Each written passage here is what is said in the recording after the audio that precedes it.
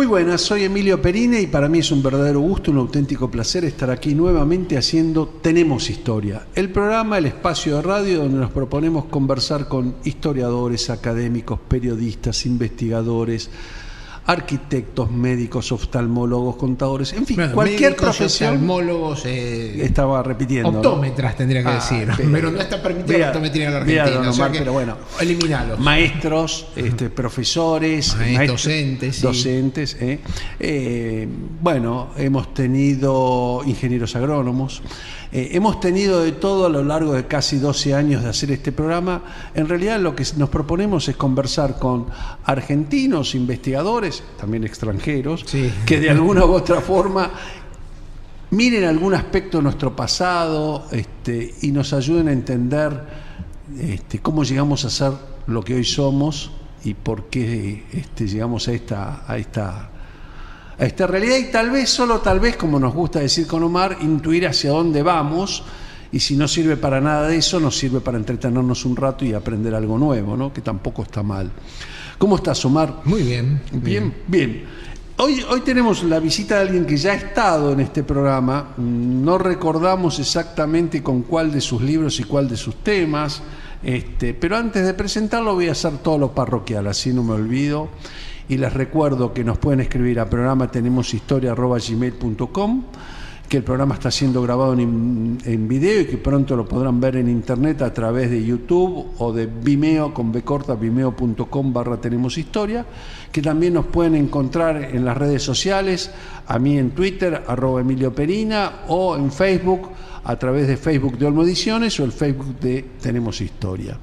Dicho todo esto, les voy a decir que hoy tenemos a un destacado periodista y admirado por mí, muy querido, y nos conocemos hace un montonazo de años, que además ya bastante avanzada su carrera de periodismo, decidió ser licenciado en Historia y se dedicó a escribir, abandonando la economía, sobre historia.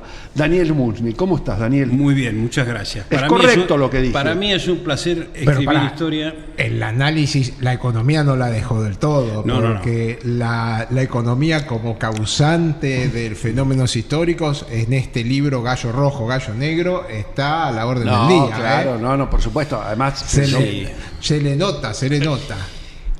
Resulta, así comienzan los cuentos, sí, ¿no? Dale. Resulta que a los 18, 19 años, ya no recuerdo, hice el ingreso en Derecho. Hice la mitad de la carrera en Derecho. Ajá, igual que yo.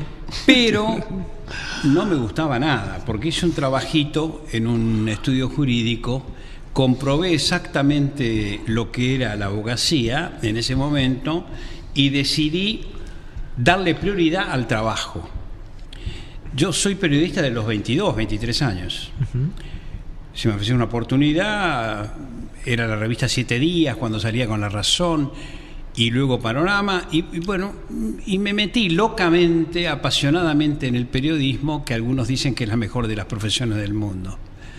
Sin duda, a mi juicio, mejor que ser abogado. Sí, creo que sí. Compartimos por lo menos. Sí, pero no tengo prejuicio. Sin pretensión de verdad, digo. Por supuesto, muchas veces los necesitamos. El tema es que cuando logré desatenderme de la tarea diaria en un diario, algunos días, y escribir las columnas más que estar permanentemente en la trinchera, comencé a estudiar historia. Así que me recibí a los 50 y pico, 53, 54 años de licenciado en historia. Una vez jubilado de Clarín, me dediqué todos los años a escribir un libro. Es decir, un libro mío apareció una vez por año. Y todos dedicados al tema histórico más que al tema económico, cuando los libros anteriores habían sido dedicados a la economía, más que a la historia. Bueno, ahora está presentando por Eudeva Gallo Rojo, Gallo Negro, los intereses en juegos en la Guerra Civil Española. Y este libro tuvo una edición anterior hace 15 años. 15 años. Presentamos la editorial Norma Capeluz. Ah, Norma Capeluz era. Bien, yo pensaba que era de Daza, mira. Presentamos los auspicios del programa y vamos a conversar un poquito con Daniel Mushnick sobre los intereses en juego en la Guerra Civil Española y este libro de muy linda edición por parte de Eudeva, Gallo Rojo, Gallo Negro.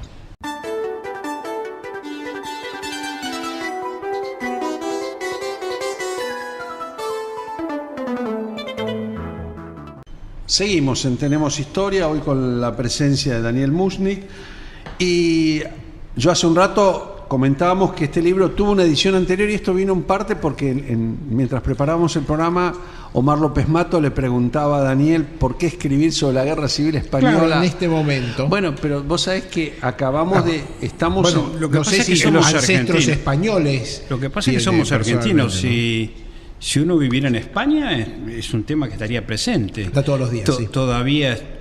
Todavía se abren tumbas colectivas. Sí, seguro. En algunos pueblos y todavía lo están buscando a García Lorca. El año pasado se cumplieron los 80 años del inicio. Claro. Y en 2 años vamos a tener los 80 años del fin, o año y medio. Exacto.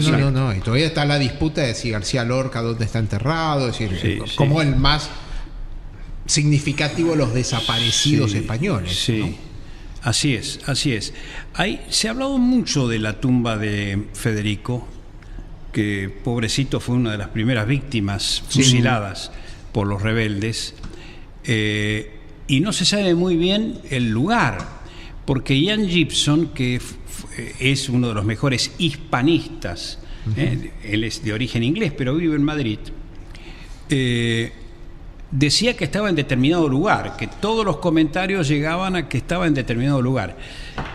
Sin embargo, abrieron el lugar, desenterraron el lugar y no encontraron nada. Si me permiten una digresión. Sí, yo iba a hacer una sobre los ingleses que estudiaron España, que son muchos. Hugh Thomas, John Lynch, Paul Preston. Al cuerpo de García Lorca. Hay una historia un poco curiosa, muy curiosa, en Salto, Uruguay. El escritor Amorín, que era fue amigo y amante. Hay un célebre libro que en los últimos años, que es la historia del amante uruguayo, que fue una pareja de García Lorca cuando estuvo acá en la Argentina, antes de la guerra, ¿no? Curiosamente, en el año 55 inaugura un monumento a orillas del río Uruguay en la ciudad de Salto, en Uruguay, ¿no? Y en ese momento, detrás de una pared donde hay unos versos de García Lorca, depositó una urna. Y ahí se empezó a pensar de que en esa urna podía haber llevado los restos, que como lo había rescatado, de su amigo, ¿no? Curiosamente, ese monumento está. Uno puede ir a Salto, cruzando Uruguay, van a Salto, el monumento está. Muy linda ciudad. Espectacular, el río Uruguay de fondo, etcétera. Y el lugar de nacimiento de Horacio Quiroga, claro, no es una pavada. Bueno, y Amorín también vivió ahí. Amorín, hay un museo ahora que se abrió de Amorín. Los descendientes cedieron la casa, era una casa muy moderna para la época, una casa, aparte que la había visitado Borges. Está el coche en donde Amorín se paseaba con Borges, porque Borges, muchas de las historias de compadritos y de la campaña la vivió en Uruguay. La madre era descendiente uruguayo, bueno, el abuelo era uruguayo, Borges también. Ahora, yo vi esa pared y yo vi esa urna hace unos años atrás. Después que salió el libro, volví a Salto, volví al mismo lugar, está la pared, están los versos, pero no está la urna. Ahora, ¿por qué es que hizo traer a Margarita Xirgu a que declamase el versos de García Lorca?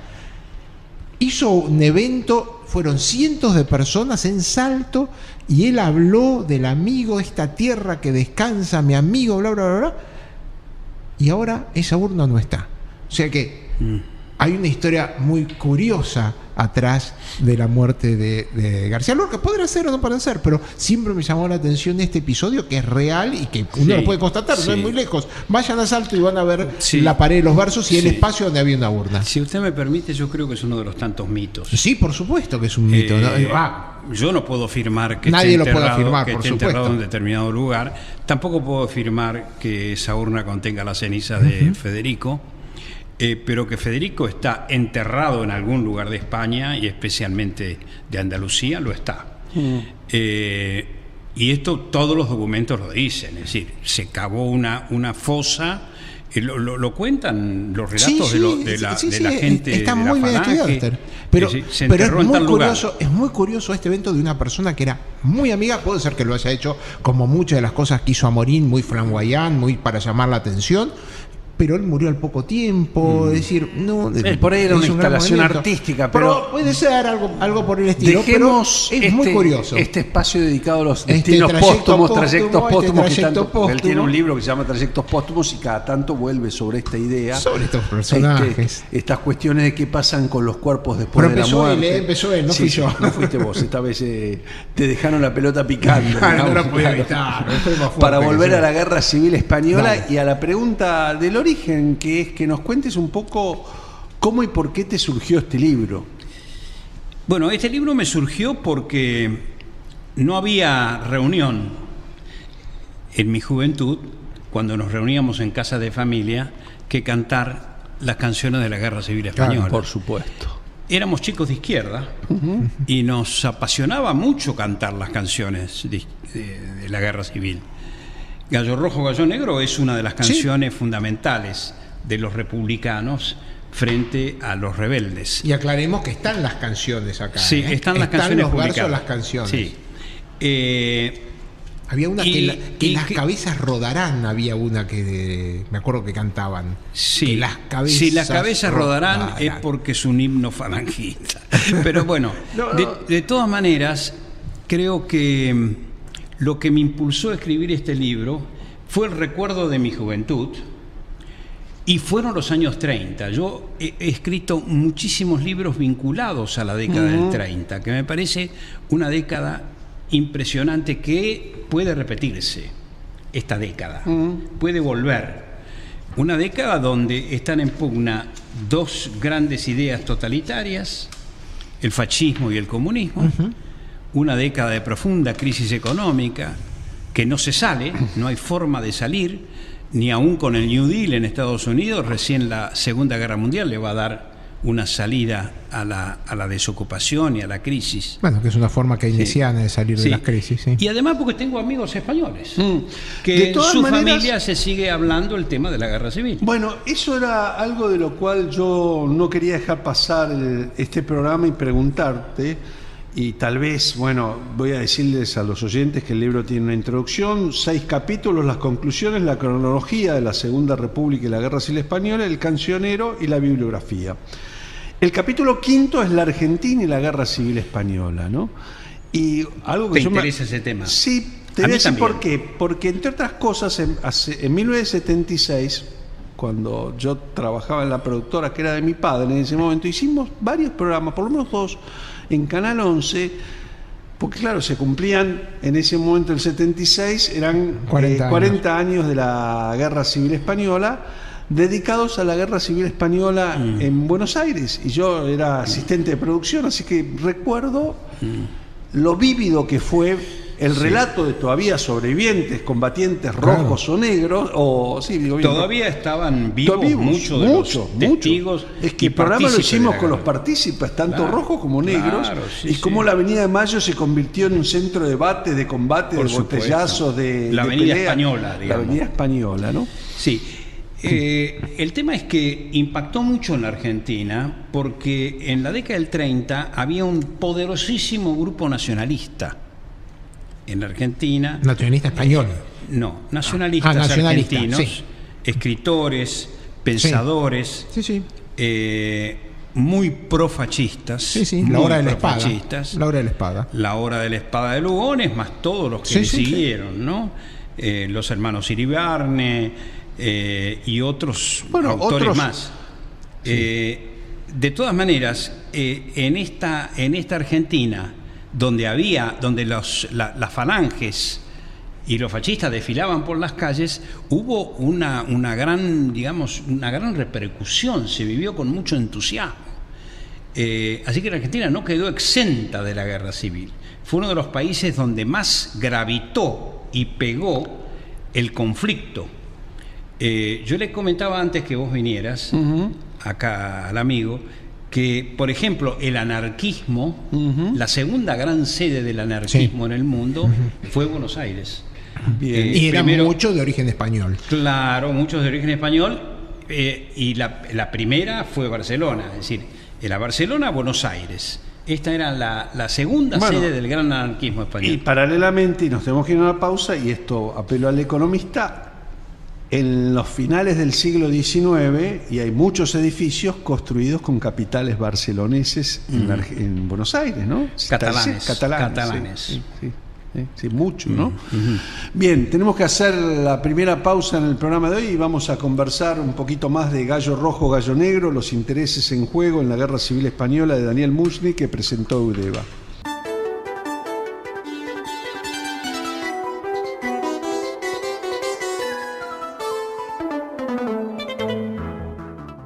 Seguimos en Tenemos Historia, hoy conversando con Daniel Mushnik. El tema son los intereses en juego en la Guerra Civil Española. El libro se llama Gallo Rojo, Gallo Negro. Estuvimos hablando de que es una nueva edición con pocas modificaciones con la edición anterior, una edición muy linda que ha sacado Eudeva. Sí, pero acá el amigo estaba extrañado de por qué ahora. Claro. ¿Por qué ahora? Claro. Porque ahora se vuelve con pero una reedición. Pero en España vi que hay varios libros que han vuelto sobre el tema, ¿no? Hay 20.000. 20.000 títulos. Mirá vos. 20.000 títulos dedicados a la Guerra Civil Española. Y con investigaciones insólitas. Un amigo nuestro, Mariano Wechsler, el abuelo de él, fue el presidente de la Corte Suprema de la República, que terminó la Argentina. Y hace poco publicaron un libro sobre él y la vinieron a ver a la madre, la señora de Wechsler, cuando murió hace poco, pero tenía 90 y pico de años. Le mostraron fotos de ella de chica, que ella no se acordaba que se la habían sacado. O sea que hay un material de investigación asombroso sobre todo el material de la Guerra Civil Española. Pero como dijo acá el amigo Perina, fueron los ingleses, los historiadores ingleses, los que más prestaron atención a esto. Inglaterra se borró de la Guerra Civil. Como nación, se borró de la Guerra Civil, no le convenía, la veía como una revolución roja que había que destruir. Casi todos los países de Europa se borraron, la dejaron sola, sin armamento, el caso de Francia, que los problemas internos del Frente Popular impidieron. Sí, recordamos una Francia gobernada por el socialismo. Uno supondría que debía acudir solidariamente, pero no pudieron. Había un frente de derechas muy poderoso y además había un juego internacional de Francia, donde estaba jugando con el tema Polonia, cuando estaba jugando con todo el tema del equilibrio en Europa, que no le convenía, según los franceses, que son conocidos como egoístas, de entregar las armas correspondientes a España. Y además ellos, digamos, Europa tenía más ganas de terminar con el comunismo que otra cosa. Y la República daba esta idea de ser un intento rojo, cuando no lo era. Sí, lo que fue la República fue una obra de los republicanos. No, lo que pasa es que la vehemencia de los anarquistas y de los corredores rojos fue la que marcó la tendencia. Es decir, ellos eran la voz cantante, no era lo que estaba pasando realmente en España, no era el gobierno español. Claro, Azaña no era un rojo. No, Azaña era por un supuesto liberal. que no. Era un liberal. Y Wechsler, el presidente de la Corte Suprema, tampoco. No, pero lo que pasa es que a partir del año de la guerra, digamos que el anarquismo, el comunismo, que era muy chiquitito entonces, hasta que creció desmesuradamente en el 37, porque la clase media tenía miedo de los anarquistas y de los neotrotskistas del PUOM, sin duda alguna que le dio un sesgo rojo. Claro. En el 37 recién, ¿no? Que fue uno de los factores, digamos, el empecinamiento en oponerse entre ellos, fue uno de los factores por el cual hizo quebrar la República. Seguro. Bueno, sin duda, recordemos, y está muy investigado, el asesinato de los miembros de izquierda por el PC. De Nin, que era del PUOM. Pero no solamente eso, hubo una batalla campal en Barcelona, que duró 3 días. entre anarquistas, comunistas y neotrotskistas. Y ahí también está la influencia de Stalin y la Unión Soviética en esos vaivenes, ¿no? Stalin era que quería y no quería. No, quería. De hecho, estaban los agentes de él, como bien cuenta el hombre que amaba a los perros. Bueno, pero no mandó tropas. No, bueno, eso no le dio. No, también hacía un juego internacional. Claro, también hacía sus intereses. Bueno, hay que también decir la vehemencia a las famosas brigadas rojas, la convocatoria internacional. Estamos hablando de ingleses, Orwell. Orwell peleó la guerra civil. Mucho. Hoy en día que está tan de moda Orwell en Estados Unidos. Eso lo hizo el Comintern, las brigadas internacionales. Si los que fueron comunistas o socialistas más de izquierda. Más de izquierda. Bueno, los que yo conocí, y Daniel Mushnik también, que es Ramón Prieto, siempre Ramón contaba la historia del amigo de mi padre. Y del mío también. Así que Ramón, a quien yo conocí de chico y mucho, inclusive en algún momento en toda esa historia. Ramón Prieto fue dirigente. Mejor dicho, un dirigente. Fue un hombre del desarrollismo. Sí, pero eso, al final de esos días, a los 18 años, había sido un hombre del PC en Paraguay que participó de una revolución que terminó mal. Hizo la columna Prestes en Brasil, peleando la guerra civil, una vida de aventura, peleando la guerra civil española, las brigadas internacionales, y terminó en un campo de concentración del otro lado de los Pirineos, cuando la derrota, y es Pablo Neruda el que lo saca como cónsul chileno y lo trae con intención de llevárselo a Chile, y Ramón, cuando pasa por el puerto de Buenos Aires, se enamora de Buenos Aires y empieza trabajando. Se enamora de las Argentinas. Ramón tenía el corazón caliente. Exactamente. Bien. Es mucho más preciso lo tuyo que lo que yo dije. Y termina trabajando y escribiendo para Paul, para el peronismo, para Evita, y de ahí pasa al desarrollismo. Así es. Ese es el periplo. Pero lo que él contaba es que cuando en aquel momento de la derrota de la República, y casi 300.000 españoles, si no me equivoco. 500.000, mira, muchos más, cruzan la frontera, los meten en campos de concentración los franceses. Y León Blum, que era el primer ministro, decía: les damos acogida porque somos solidarios y socialistas. Ahora no les damos trabajo porque somos franceses. Sí. Te diré, ese es un poco el principio que explica pero le dio cómo era el egoísmo de las naciones en ese momento, ¿no? La mayor parte de los republicanos que vinieron acá pasaron por Francia. Otro preso importante de los franceses fue Arthur Koestler. Claro. Que casi lo fusilan los y del rebeldes. Cual siempre está la sospecha que fue doble agente. Nadie sabe si era agente soviético o agente del capitalismo. No, pero fue agente soviético entre el 30, 31 y el 36. 37. Pero existe la sospecha que después siguió siendo agente, pero doble. Es un viejo tema sobre. Gran libro, El Cero y el Infinito, ¿no? Gran libro, El Cero y el Infinito. Es una demostración de que no tenía nada que ver con la Unión Soviética. Por eso, bueno, gran libro. Pero volvamos a tu libro y a la Guerra Civil Española. Bueno, y en lo que analizaste vos, y en el capítulo 1 tocas. Contanos un poco, si nos da el tiempo de este bloque, las causas de la guerra y el mundo en crisis de esos años 30, ¿no? Bueno, en España impactó lo que estaba pasando en toda Europa, que era quién ganaba, es decir, el fascismo ganaba o ganaba el comunismo. Impactó las necesidades, impactó las necesidades fundamentales de los campesinos españoles que necesitaban más tierras, porque toda España estaba muy en manos de los terratenientes. El minifundio antieconómico. Claro. Impactó mucho la presencia y la militancia extrema del anarquismo, que quería ocupar las tierras. Hay una película, Tierra y Libertad, la iba a mencionar de Ken Loach, que refleja muy bien este clima. Y que son los ingleses que van a pelear precisamente. Irlandeses además, fundamentalmente. Y además el pueblo español, que lo que quería era democracia, lo que quería era república, no monarquía. Y bueno, esos fueron los desencadenantes.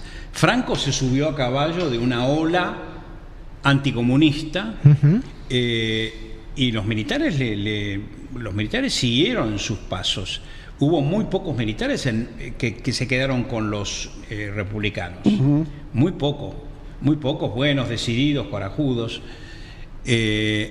Así que él contó con la ayuda inmediata de las naciones fascistas. contó con la ayuda de Alemania y contó con la ayuda de Italia. Inmediatamente, los barcos, los aviones y los barcos italianos fueron los que trasladaron las tropas del norte del África a España para rellenar, digamos, el ejército español, el ejército rebelde. Las tropas Bien, moras. tenemos que hacer la segunda pausa en el programa de hoy. Vamos a seguir conversando con Daniel Mushnick sobre Gallo Rojo y Gallo Negro, y quería volver sobre el tema de los historiadores ingleses, a ver por dónde van sus preferencias y por qué los ingleses se ocuparon tanto de esta cuestión, y sobre todo el cierto rol que a mi juicio cumplieron para permitir una pacificación después, ¿no?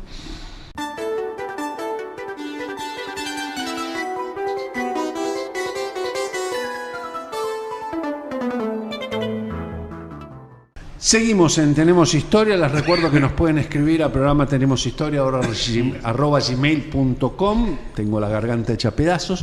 Que el programa está siendo grabado en video por Daniel Villarroel y que lo van a poder encontrar en las redes sociales, tanto en YouTube como en vimeo.com, Vimeo con B corta, /Tenemos Historia. Nos pueden encontrar en Facebook a través del Facebook de Olmo Ediciones, o buscar directamente Facebook /Tenemos Historia. Y bueno, yo también estoy en las redes sociales en Twitter @Emilio Perina. Estamos hoy conversando con Daniel Mushnick sobre Gallo Rojo, Gallo Negro, la presentación que ha hecho Eudeva de un libro publicado hace unos años con una edición muy bella. Y con Omar López Mato nos habíamos enganchado con esta generación de historiadores ingleses, que, bueno, yo tengo mucho respeto y son de los que más me gustan en general, que se han dedicado a estudiar tanto el fenómeno de la Guerra Civil Española como después historia hispanoamericana, ¿no? Historia John Lynch, historia de la Unión Soviética. Historia de la Unión Soviética. Los mejores historiadores de la Rusia soviética son ingleses. Tenés razón. Sí. Digamos que hay que destacar entre los historiadores ingleses a Hugh Thomas. Sí. Hay que destacar a Anthony Beevor. Hay que destacar a Ian Gibson.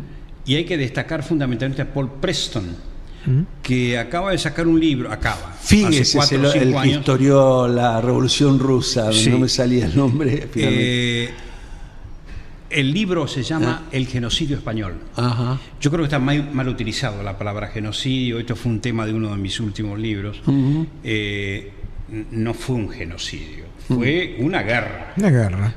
El genocidio es cuando un grupo mayoritario, o sea, un Estado o un partido dominante, pretende a un grupo racial o religioso o político. Un grupo religioso o político. Pero racial, religioso, político. Tampoco fue genocidio el argentino. No, bueno, seguro. Coincido plenamente con vos. Fue terrorismo de Estado. Fue terrorismo de Estado. Fue su versión por un lado y terrorismo de Estado por el otro. Sí, claro. Sí. Pero volviendo a Hugh Thomas, ¿su libro no ayudó a la cicatrización de las heridas? ¿No les dio, como los españoles, Los españoles no terminan de cerrar esta herida. Ah, mira, qué interesante. No terminan de cerrar yo he estado muchas veces en España, adoro España, amo España, pese a que vengo de Europa del Este. Sí, a mí me pasa lo mismo. Amo España. Aunque uno es un judío sefaradí, al revés, askenazi, me gusta más la cultura sefaradí. Bueno, y entonces, de alguna otra manera, esto está presente, en todo está presente. En las decisiones, en los discursos políticos. Es muy curioso. Bueno, primero lo de los ingleses. La mayor parte de la intelectualidad inglesa antes de la Segunda Guerra creía que Rusia era el paraíso, que el Soviet era el paraíso. Viajaron mucho después cuando volvieron decepcionados y después, bueno, se volvieron. Pero hubo muchos agentes dobles ingleses o agentes soviéticos dentro de la intelectualidad inglesa. Algunos se fueron. También. Espías, sí, por supuesto. Pero la fascinación que tenía la intelectualidad por el marxismo marcó una generación, ¿no? Y por el otro lado, lo que estamos hablando de esta curiosidad, justamente cuando se usa la palabra genocidio, ¿por qué puede curarse o puede sanarse, o al menos uno cree que está más sano, una hecatombe como fue entre Francia y Alemania, y 20 años después estaba haciendo el mercado común europeo, Y sin embargo, España todavía se está revolviendo las heridas, relamiendo las heridas de una guerra civil. O acá nosotros, 40 años después, seguimos con que si hay 30.000 desaparecidos o son 8.000, seguimos con esta discusión. Yo creo que eso... Es cuando que no hubo se un puede... millón de muertos. Por supuesto que hubo un millón de muertos, sí, pero muertos. entre Alemania y Francia hubo muchos más. Sí. Y sin claro. embargo, 20 años después estaban siendo sentados, decir, bueno, vamos a terminar esto y vamos a arreglarlo. Pero en España se vive de otra manera lo que fue el pasado. Perdón, además, hay una situación casi extrema en la visión española. Pero déjame aclarar un punto sobre ese millón de muertos que me parece que también... No en la guerra. Entre la guerra y la posguerra. Exactamente, Perdón, sí. porque de ese millón de muertos, inclusive en la guerra y la preguerra, cerca de 700.000... Posguerra, entre la guerra y la posguerra. Pero también la preguerra es mucho fusilamiento sumario de personajes que no son en combate, digamos. Sí, por supuesto. Son violaciones a los derechos humanos o al debido proceso penal. Sí. Hay mucho fusilamiento sumarísimo de uno y otro bando, ¿no? Es decir, probablemente más en la posguerra siguen sumando, pero hay mucho fusilamiento, ¿no? Sí.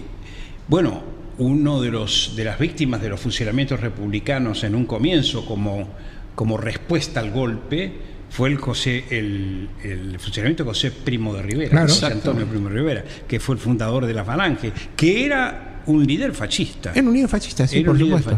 Y que Franco no hizo demasiado por detener la muerte de él. No, está enterrado en el Valle de los Caídos. No, pero cuando lo iban a fusilar, podrían haberlo salvado, pero Franco no tenía interés en que tener una figura que podía eclipsarlo. Franco se fue abriendo el camino entre todos los oficiales. Hay que entender que Franco era un oficial muy destacado dentro del ejército. Pero no el más destacado. No el más destacado, ni el más inteligente, mucho menos. Pero sin embargo era un caudillo, siempre fue un caudillo, y no quería a nadie que le hiciera sombra. Y Primo de Rivera le hacía sombra. Le hacía sombra intelectual, le hacía sombra de todo tipo. Entonces Primo de Rivera perfectamente podría haber sido salvado. No era una situación excluyente. Perfectamente lo podría haber salvado. Pero Franco no movió un dedo para salvarlo.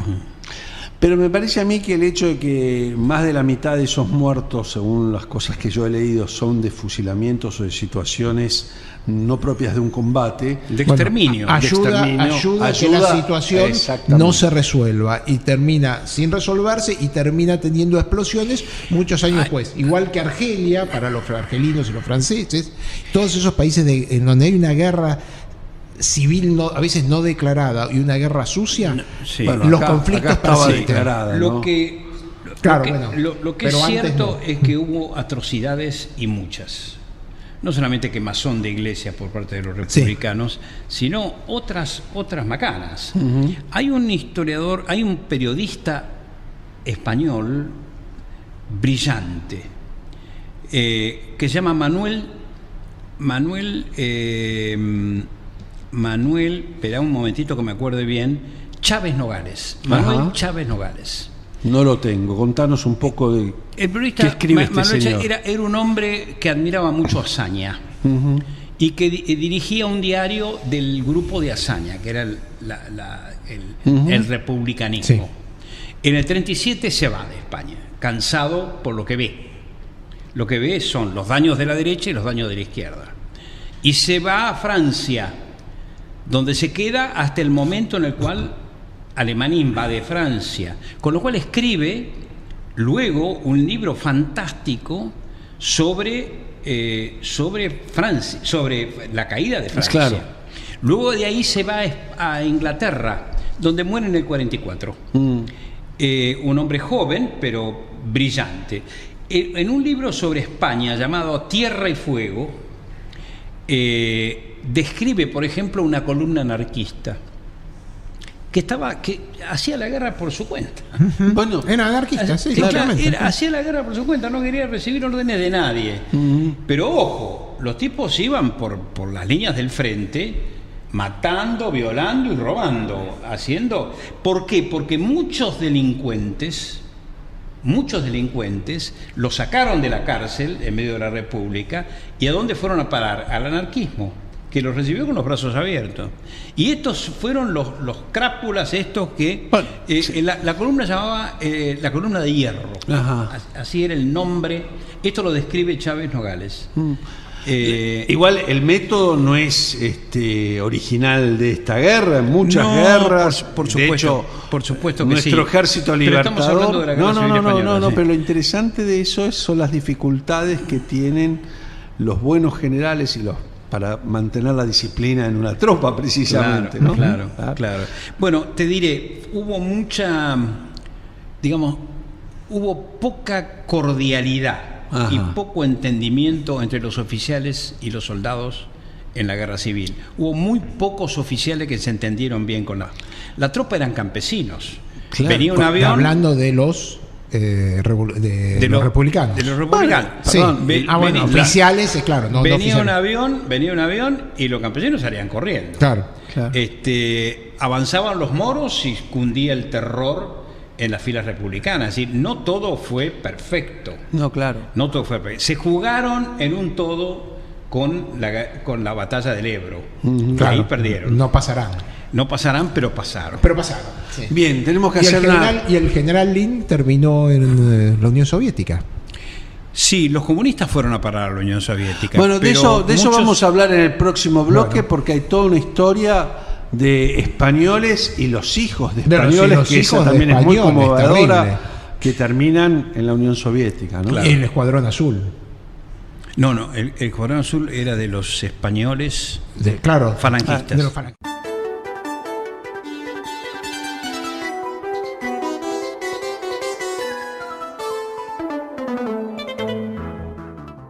Último bloque del programa de hoy de Tenemos Historia. Estamos con Daniel Mushnik a propósito de la publicación de Gallo Rojo, Gallo Negro, los intereses en juego en la Guerra Civil Española, que publicó Eudeva. Y habíamos hablado y gran parte del programa giró en torno a cómo la Guerra Civil Española fue un conflicto muy traumático, que sobre todo en la Argentina dejó cicatrices muy profundas, también en otros países. Uno puede ver la intelectualidad española, lo que había enseguida por supuesto. En la Argentina significó un gran desarrollo de la industria editorial. De la masonería también, de la masonería española, alimentó la masonería argentina en la década del 30-40. Yo en algún momento de la charla, y cuando hablamos de la influencia de los historiadores, recordé una conversación que tuve alguna vez con Silvio Maresca, que fue profesor mío en filosofía, y estábamos en un bar hablando en realidad de otro tema, de la influencia gramsciana en la Argentina y de los movimientos de violencia de los 70, y yo le dije que de alguna manera parte de lo que nos había pasado en los 60 y los 70 era como una continuidad de hijos de luchadores rojos y negros de la Guerra Civil Española que siguieron batallando en nuestro país. ¿Vos no sentís que algo de eso hay? ¿Que la Guerra Civil Española se siguió peleando? Uno de los ejemplos que yo usé fue Guillén, capitán republicano, que fue el entrenador de Montoneros y de Tupamaros, ¿no? Precisamente mi juventud coincidió con el desarrollo de esta gente, ¿no? Yo, por supuesto, y vos tenés un libro muy importante con Daniel Pérez. Exacto, sobre la violencia sobre los 70. Sí, yo nunca estuve vinculado con esta gente, con lo cual era el burgués reaccionario, que no entendía el proceso dinámico de la lucha para la conquista del poder. Sí, puede ser una mirada. Yo no lo veo así. Yo veo que los grupos armados de los 70 tienen más ancla en la historia argentina, que no recibieron un foquismo guevariano. Claro. Yo lo veo más como un foquismo guevariano. Sin embargo, los primeros grupos que reciben entrenamiento, y eso aparece inclusive en algunos artículos de Lucha Armada, esa excelente revista que apareció en los años 2000 y que lamentablemente se ha discontinuado, aparece la historia de Guillén, que es un ex capitán que va a combatir en Guatemala, prepara Tupamaros y después el manual de Montoneros. Pero antes había preparado a Fidel Castro. Sí, claro. Por eso te digo... Un general preparó... Pero hay más de uno, si ves. Después, cuando entras a buscar, encontrás más de uno y encontrás muchas metodologías y filosofías que son las También mismas. se prepararon en Palestina, te diré. Sí, se prepararon sí. en Argelia, Sí. se prepararon en distintos lugares. No, yo no creo Lo que de pasa es ninguna manera que los militares españoles... Yo creo que hay algo más de la década del 60 y 70, que fue una época, sobre todo el 60, fue una época brillante desde el punto, y muy liberal, para decirlo de alguna forma, a pesar de las restricciones militares que hubo en su momento, pero fue una gran época del arte y de la escritura argentina. Por favor. Fue la eso época ni hablar. más brillante. Y bueno, y esto es un poco lo que antecede lo que hablábamos originalmente. Es decir, lo que pasa en España antes de la guerra es lo mismo que pasa en la República de Weimar. Hay un régimen muy liberal, un régimen que acepta las libertades, que no quiere restringir la expresión. Bueno, y es como aparecen en algún momento movimientos más extremistas y que después entra en conflicto entre ellos. En el caso de Alemania, bueno, que entró en conflicto entre ellos y terminó ganando, terminaron ahogando al marxismo, a los anarquistas, y surge el nazismo. En España también toda la república fue muy liberal, muy aceptada de las opiniones, y en un momento, bueno, llega un enfrentamiento. Acá tuvieron que llegar un enfrentamiento armado. En Alemania directamente fue por decreto de Hitler, y en un momento hay un enfrentamiento armado, pero termina triunfando una posición más fuerte. En la Argentina, yo creo que en esa época también muy de libertad de expresión o de libertad de opiniones y pero no comparto eso, porque yo creo que el boom de los 60 tiene que ver con otras causas y no las vinculo a la violencia. La violencia en la Argentina en los 60 yo la vinculo a la guerra de la guerra civil a los 60, 70. Sí. No ves esa relación. Y decime, ¿y las conclusiones tuyas sobre que están en el libro, pero qué podés contar? Fue una gran pena. Fue el primer antecedente de la Segunda Guerra Mundial. Es decir, ahí se probaron. Los aviones alemanes probaron con el bombardeo a Guernica y a otras. Los italianos bombardearon Barcelona. Y bombardearon otros pueblos. Ojo que los barceloneses se acuerdan de eso. Sí. Así que fue una especie de prueba un poco de los aviones de ataque, de los métodos de guerra. Pero ahí lo que sufrió fue la gente, el bombardeo de Madrid, el cerco de Madrid por parte de los grupos rebeldes, casi al comenzar la primera guerra, al comenzar la guerra civil. Lo cierto es que el pueblo sufrió mucho, la civilidad. Y cuando... Hay una miniserie que lo expresa maravillosamente bien, que está basada en un libro, Tiempo entre costuras. Sí. Sobre todo ves correcto, la sociedad dividida y los amigos de la costurera que terminan de un bando o del otro. A mí no me gustó mucho, pero mi mujer me obligó a verla porque su abuelita nació en Tetuán, donde se desarrolla la historia después. La historia, sí. Pero la parte que yo creo que está bien reflejada es la división de la sociedad, porque la mejor amiga de la infancia y uno de sus novios primeros terminan en bandos enfrentados y sufriendo pobreza, mezquindades. No, el hambre de que sufre la madre. El hambre posterior a la guerra civil fue espantoso, fue espantoso. Y se pasaron 10, 11 años de hambre. De hambre.